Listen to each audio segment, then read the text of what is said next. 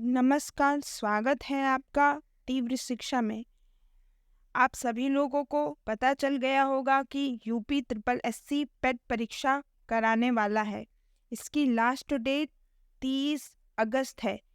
अगर आप लोगों ने इसका फॉर्म नहीं भरा हो तो इसको ज़रूर से ज़रूर भर दें, क्योंकि समूह ग की वैकेंसी के लिए आप लोगों को ये पेट परीक्षा पास होना अनिवार्य है। सिर्फ पास ही होना नहीं, इसमें सरकार 15 गुना बच्चों को लेती है वैकेंसी के हिसाब से। अगर प्रदेश में 100 वैकेंसी होगी तो इसकी मेरिट 82-83 के आसपास रहेगी।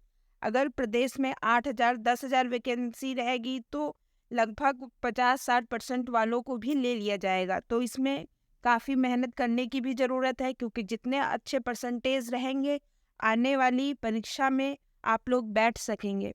तो इसका क्या सिलेबस है, इसका क्या पैटर्न है, आप लोगों को कैसे तैयारी करनी है, कितने नंबर का क्या क्या आएगा, ये सभी इस वीडियो में हम लेके आए हैं। तो वीडियो को अंत से ज़रूर देखें और सिलेबस के हिसाब से अपनी तैयारी करें। ठीक है, ये उत्तर प्रदेश अधीनस्थ सेवा चयन आयोग इसकी परीक्षा कराता है। ये इसकी मान्यता सिर्फ 1 वर्ष की होती है। ठीक है, पाठ्यक्रम इसका क्या है, ये राज्य स्तरीय परीक्षा और ऑफलाइन होता है। ठीक है, कंप्यूटर बेस्ड नहीं होता है। हिंदी और इंग्लिश दोनों माध्यम से ये परीक्षा होती है। इसकी वेबसाइट क्या है, UP SSC.gov.in। ठीक है, तो इसका पैटर्न क्या क्या होता है, देखिए। यूपी पेट की जो परीक्षा है इसमें कुल कितने सेक्शन होते हैं, 15 सेक्शन होते हैं। ठीक है, और कुल 100 अंक की ये परीक्षा है और समय कितना मिलता है हमें, 2 घंटे का। ठीक है, तो इसमें क्या परीक्षा पैटर्न और कितने अंक का कहाँ से क्वेश्चन उठाया जाएगा, ये आप लोगों को अगर पता रहेगा तो आप लोगों की इसकी तैयारी करने में काफ़ी मदद मिलेगी। तो आप लोग अच्छे से सिलेबस को देख लीजिए और एक जगह नोट कर लीजिए। देखते हैं, पहला है, देखिए, भारतीय इतिहास से 5 प्रश्न आएंगे और 5 अंक के होंगे। ठीक है, भारतीय राष्ट्रीय आंदोलन से 5 प्रश्न और 5 अंक होगा। नेक्स्ट, भूगोल से भी 5 प्रश्न और 5 अंक के होंगे। नेक्स्ट है अर्थव्यवस्था, भारतीय अर्थव्यवस्था से भी 5 प्रश्न आएंगे और 5 अंक का होगा। भारतीय संविधान और लोक प्रशासन से भी 5 ही प्रश्न आएंगे और 5 अंक का होगा। सामान्य विज्ञान से भी 5 प्रश्न और 5 अंक का होगा। आगे प्रारंभिक गणित से भी 5 प्रश्न आएंगे और 5 अंक इसके लिए भी निर्धारित किया गया है। सामान्य हिंदी से भी 5 प्रश्न 5 अंक। ठीक है, आगे सामान्य अंग्रेजी से भी 5 प्रश्न 5 अंक। तर्क एवं तर्क शक्ति यानी रीजनिंग से भी 5 प्रश्न आएंगे और 5 ही अंक होंगे इसके। नेक्स्ट है समसामयिकी यानी करंट अफेयर्स, 10 अंक का आएगा और 10 नंबर 10 क्वेश्चन होंगे। सामान्य जागरूकता, ठीक है, ये भी 10 अंक का होगा और 10 क्वेश्चन होंगे। और हिंदी अपठित गद्यांश से विवेचन और विश्लेषण भी 10 अंक का आएगा और 10 नंबर इसके लिए भी निर्धारित किया गया है। ग्राफ की व्याख्या, आप लोगों के लिए ग्राफ के भी क्वेश्चन आएंगे 10 अंक के। ठीक है, और तालिका एवं व्याख्या विश्लेषण भी 10 अंक का 10 क्वेश्चन होंगे।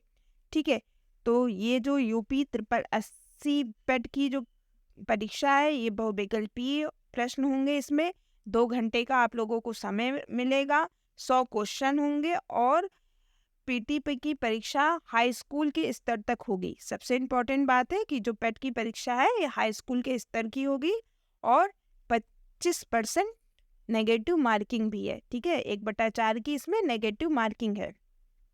अब इन खंडों के प्रत्येक विषय को विस्तार से भी देख लेते हैं। ठीक है, अभी तो हमने देखा कि किस विषय में कितने प्रश्न और कितने अंक के होंगे। अब विस्तार से जरूर देखें कि आप लोगों को किस विषय में कौन कौन से टॉपिक पढ़ने हैं। तो सबसे पहले इतिहास में देखिए, इतिहास में आप लोगों को सिंधु घाटी सभ्यता, वैदिक सभ्यता, बौद्ध धर्म, गौतम बुद्ध जीवनी एवं शिक्षाएं, जैन धर्म, महावीर की जीवनी और शिक्षाएं, मौर्य वंश में सम्राट अशोक, गुप्त वंश में समुद्रगुप्त, चंद्रगुप्त द्वितीय, हर्षवर्धन, राजपूत काल, सल्तनत काल, मुगल साम्राज्य, मराठा, ब्रिटिश राज्य का अभ्युदय और प्रथम स्वतंत्रता संग्राम। ये हम भारतीय इतिहास से ही क्वेश्चन है। राष्ट्रीय आंदोलन से कौन कौन से टॉपिक है, ब्रिटिश राज्य का सांप्रदायिक, सामाजिक और आर्थिक प्रभाव क्या पड़ा भारतीयों पर, स्वाधीनता आंदोलन के प्रारंभिक वर्ष, स्वदेशी सवरे अवज्ञा आंदोलन, महात्मा गांधी और अन्य प्रमुख नेताओं की भूमिका, और क्रांतिकारी आंदोलन तथा उग्र राष्ट्रवाद का उदय, विधायी संशोधन तथा ब्रिटिश इंडिया एक्ट 1935, भारत छोड़ो आंदोलन, आजाद हिंद फौज तथा नेताजी सुभाष चंद्र बोस को आपको अच्छे से पढ़ना है। इसके बाद भूगोल में क्या क्या आ रहा है, देखिए भारत एवं विश्व का भौतिक भूगोल, ठीक है, राजनीतिक नहीं, भौतिक भूगोल।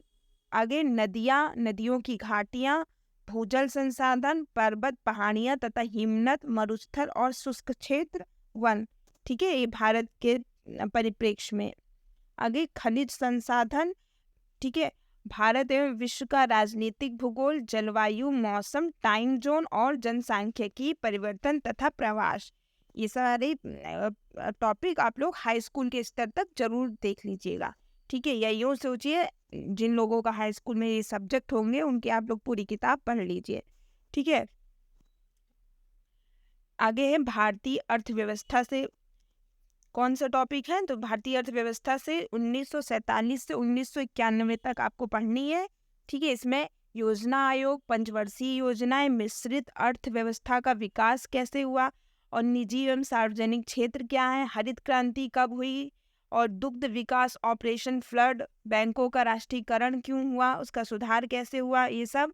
और है वर्ष 1991 में आर्थिक सुधार तथा उसके बाद की अर्थव्यवस्था, वर्ष 2014 के पश्चात के आर्थिक सुधार, कृषि सुधार और ढांचागत सुधार, श्रम सुधार, आर्थिक सुधार, जीएसटी। सारे टॉपिक को आप लोग जरूर से जरूर पढ़िए, क्योंकि पेट में आपके जितने अच्छे मार्क्स होंगे और जितने अच्छे परसेंटेज होंगे उसी के हिसाब से आप आगे की परीक्षा में बैठ सकते हैं, वरना पेट तो सभी लोग देते हैं, इसका कोई निर्धारित अंक नहीं है पास होने का। तो है हाई स्कूल के स्तर का, लेकिन आप लोगों को एक एक चीज़ें अच्छे से पढ़नी है। देखिए संविधान में भी 5 प्रश्न होंगे, 5 अंक के। इसका सिलेबस है भारतीय संविधान, भारतीय संविधान की मुख्य विशेषताएं, राज्य के नीति निर्देशक सिद्धांत, मौलिक अधिकार एवं कर्तव्य, संसदीय प्रणाली, संघीय प्रणाली, संघ एवं केंद्र शासित प्रदेश, केंद्र राज्य संबंध, न्यायिक ढांचा, सर्वोच्च न्यायालय, उच्च न्यायालय और जिला प्रशासन, साथ ही स्थानीय निकाय तथा पंचायती राज संस्थाएं। फिर सामान्य विज्ञान में प्रारंभिक भौतिक विज्ञान, प्रारंभिक रसायन विज्ञान और प्रारंभिक जीव विज्ञान। इसके जनक कौन है, इसके कितनी कैटेगरी में बांटा गया, ये सिर्फ हल्की साइंस। 5 अंक की रहेगी। प्रारंभिक अंकगणित में पूर्ण संख्या क्या होती, भिन्न, दशमलव, प्रतिशत, साधारण, अंकगणितीय समीकरण, वर्ग, वर्गमूल, घातांक, घात, औसत, ये सब गणित में। आगे सामान्य हिंदी में संधि, विलोम, पर्यायवाची, वाक्यांश, लिंग, श्रमसूत्र, मुहावरे, सामान्य अशुद्धियां और लेखक और उनकी सामान्य रचनाएं, ठीक है, जो बहुत ही इंपॉर्टेंट है। और अंग्रेजी में क्या है, एक तो अंग्रेजी व्याकरण होना चाहिए और उससे अपठित गद्यांश में ही प्रश्न आएंगे। और तर्क और तर्क शक्ति में बृहत एवं लघु, क्रम एवं रैंकिंग, संबंध, समूह से भिन्न को अलग करना, कैलेंडर, घड़ी, कारण और प्रभाव, कोडिंग, डिकोडिंग और निगमनात्मक तर्क, कथन, विश्लेषण एवं निर्णय, ठीक है।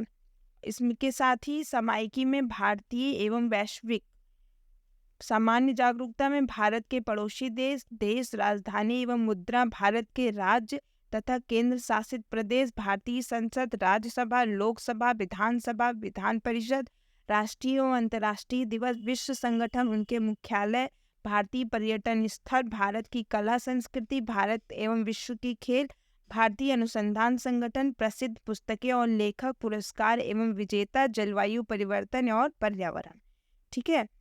ये सारे टॉपिक आप लोगों को इस चैनल पे मिल जाएंगे, तो आप लोग इसको पढ़ना स्टार्ट कर दीजिए। इसका एग्ज़ाम भी अक्टूबर के लास्ट तक हो जाएगा। आगे इसके बाद है हिंदी का जो अपठित गद्यांश से प्रश्न आएंगे, ठीक है। इसमें 2 प्रश्न, मतलब 2 सेक्शन होंगे गद्यांश पद्यांश के, ठीक है। तो उसके भी प्रत्येक प्रश्न पर 5 अंक होंगे, मतलब एक प्रश्न का 1 अंक होगा। ग्राफ की व्याख्या, ठीक है। और इसके बाद तालिका एवं विश्लेषण में भी 2 तालिकाएं आएंगी, ठीक है, और 2 ग्राफ आएंगे 5 प्रश्न के, ठीक है। तो ये पूरा 15 सेक्शन में इसको डिवाइड किया गया था। पूरा डिटेल सिलेबस आपको इसमें ज़रूर मिलेगा, आप लोग इसको नोट कर लीजिए और अपनी दीवार पे चिपका लीजिए। उस पे जो टॉपिक आपको तैयार होता जाए उसे आप टिक कर लीजिए। इस हिसाब से आपके बहुत ही अच्छे परसेंटेज आने की उम्मीद है। तो चैनल को लाइक सब्सक्राइब ज़रूर कर लें। धन्यवाद।